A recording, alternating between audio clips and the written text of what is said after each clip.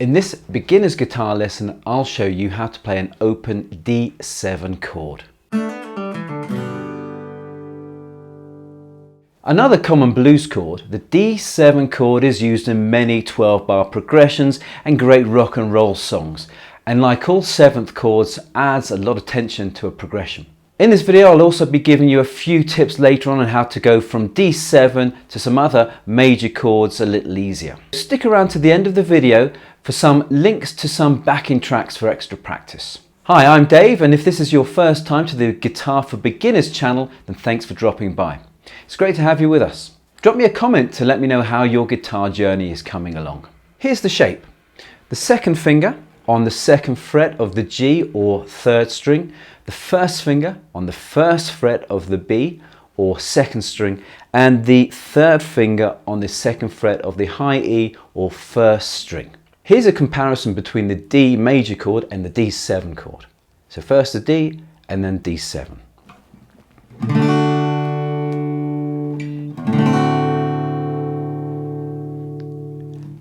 And you can hear the tension when you hit that D7 chord. As you see from the chord chart up there, don't play the 6th string, the low E string. Remember that an X on a chord chart tells us not to play a string. Now you can play the other 5 strings. Now when changing between these two chords, the D and the D7, you have to change everything.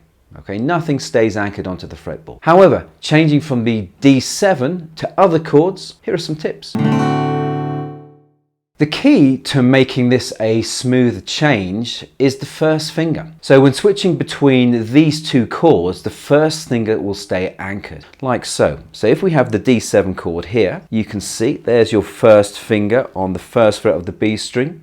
Okay, and to go to the C, we're going to move the second finger across one string to the 4th string or the D string, and this finger here will go all the way across to the 5th string at the 3rd fret.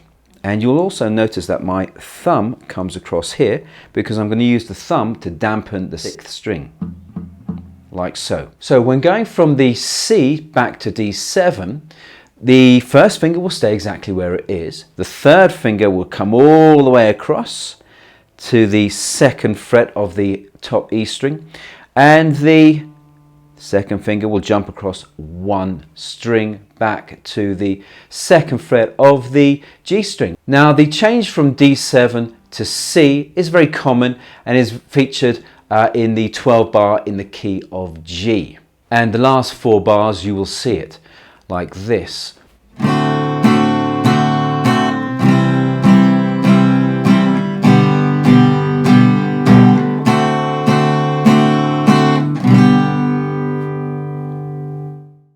This A7 shape here is the one I recommend for beginners. And you'll see how changing from this particular shape to and from the D7 chord is made a little bit easier. So from D7 to A7, all we're going to do is we're going to remove the first finger, like so, and then the 2nd and 3rd fingers are going to shift across one string each, like so. And there we have the A7 chord.